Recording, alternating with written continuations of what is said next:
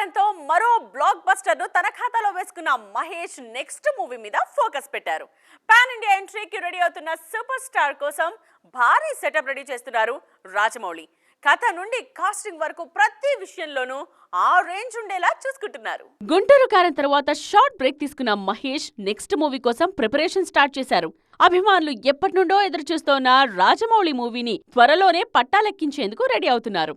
ఇప్పటికే కథ లాక్ చేసిన జక్కన్న కూడా త్వరలో సినిమాను సెట్స్ మీదకు తీసుకువెళ్లేందుకు రెడీ అవుతున్నారు. అప్కమింగ్ ప్రాజెక్ట్ కోసం మహేష్ మేకోవర్ అయ్యే పనిలో ఉంటే జక్కన్న కాస్టింగ్ ను ఫైనల్ చేస్తున్నారు. తాజాగా ఈ సినిమాకు సంబంధించి ఇంట్రెస్టింగ్ అప్డేట్ వైరల్ అవుతోంది. ఈ సినిమాలో ఓ సీనియర్ టాలీవుడ్ హీరో కీలక పాత్రలో నటించబోతున్నారు. రీసెంట్ గా నాసామిరంగ సినిమాతో హిట్ కొట్టిన నాగార్జున మహేష్ రాజమౌళి సినిమాలో అతిథి పాత్రలో నటిస్తారన్న టాక్ వినిపిస్తోంది.